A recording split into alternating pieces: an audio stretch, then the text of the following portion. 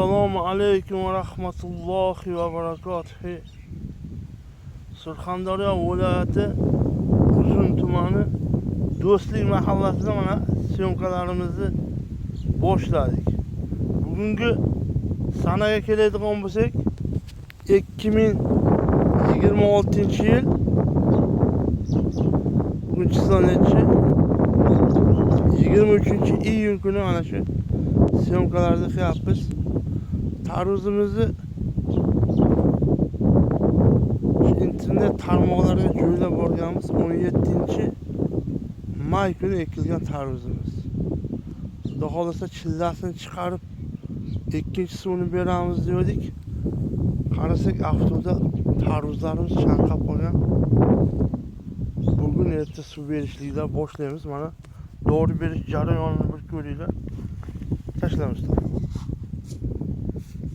Ana shu holatda dori berib ketyapmiz. Bismillah.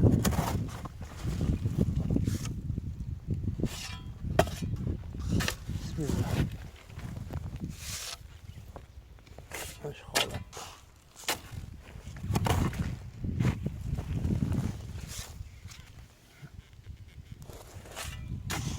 O'lchovini ko'rsatgan. Mana. Bittani mantaga shuncha doğrusa yapıyoruz. Doğru haqida ma'lumot beradigan bo'lsak,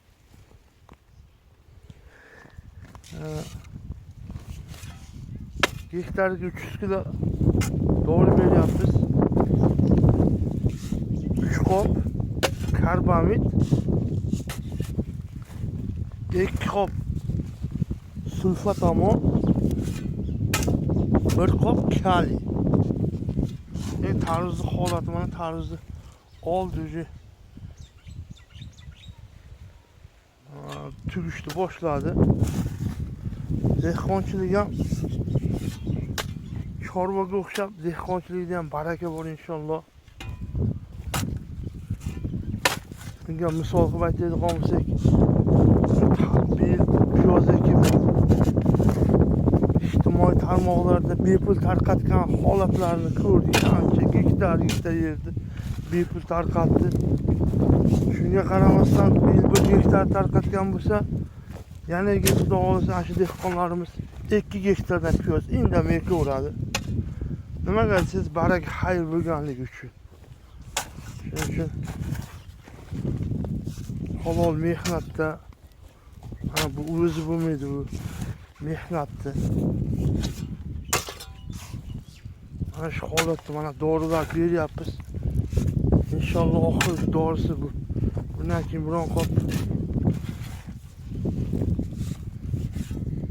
silsilalar beramiz. Bundan yopamiz.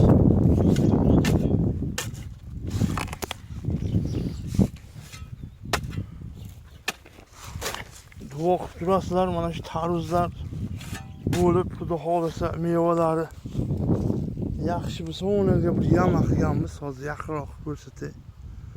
Yama qilib katta bir yama qilganmiz. Xudo xolasa hozir ko'rsataman. Shu yamani ichiga go'ng tashlab sharbat qilib oqizdiramiz. Hozirgi yerlarda quvvati kam bo'lganligi sababli shu kamroq dori olib beramizda. Bizga podpiska bo'lib obuna bo'lishni esdan chiqarmanglar. E'tiborlaringiz uchun rahmat. Mana shu tarvuzlarimiz xudo xolasa el uchun xizmat qilyapti. Shu tarvuzlar chiqsa, bozorlarimiz to'ladi, arzongarchilik bo'ladi. Duo qilib tursalaring, kasalliklardan xoli bo'lib tursa, inshaalloh bozorlarga chiqaramiz shu tarvuzlarimiz.